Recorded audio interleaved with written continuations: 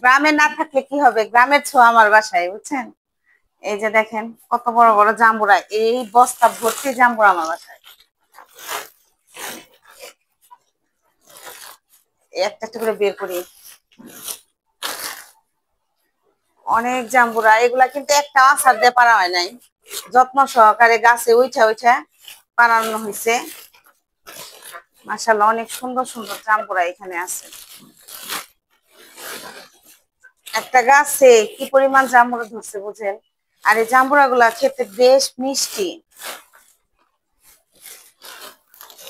এগুলা কি আপনাদের ধারণা এই জাম্বুরা আমি একা খাবো? এতগুলা আসলে না।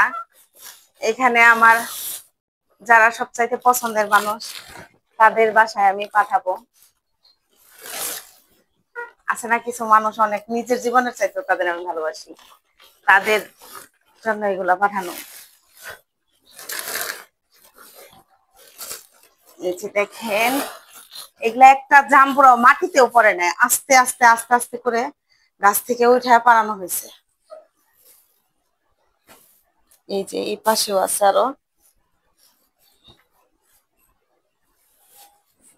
ডাসা ডাসা জাম্বুরা এক একটা।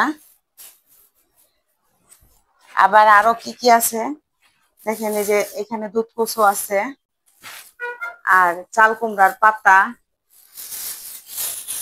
ধনিয়া পাতা আরো আছে, যেগুলোর মধ্যে ধনিয়া পাতা। এগুলা কিন্তু সব ছোট ছোট প্যাকেট করা, এক একটা আর কি এক এক জায়গায় যাবে তো, সেই জন্য যে এগুলার মধ্যে ধনিয়া পাতা, চাল কুমড়ার পাতা আছে।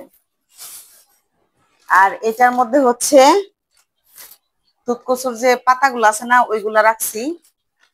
দূরে থেকে আনছে তো একটু চাপ পড়ছে এই কারণে, কিন্তু এই পাতাগুলো যখন গাছে থাকে এত বড় বড়, আর এই একটা পাতাও মানে সিদ্ধ করলে ভর্তা বানাইলে একটা জিনিসও গলায় ধরে না। আছে না কচু খেলে গলায় ধরে, আর এই যেটার মধ্যে হচ্ছে দুধ কচু বাড়ির সবজি। মা এগুলা সুন্দর করে কাইটে ধুইয়া ধুইয়া দিছে। যে পর্যন্ত মা আছে সে পর্যন্তই মনে করেন যে কোনো জিনিস বাসায় আসবো। এটাই, মা জিনিসটা অন্যরকম, মার হাতের ছোঁয়া সব।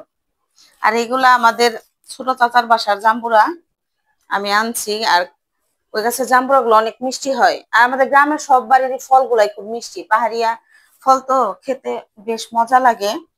এগুলা একটা একটা করে মানে ব্যাগের মধ্যে বলবো, এক একটা এক এক বাসায় যাবে। তুমি যে বললাম আমি আমার পছন্দের মানুষের বাসায় পাঠাবো। তো ভালো থাকবেন। আর এগুলা এখন একটা একটা করে প্যাকেট করবো।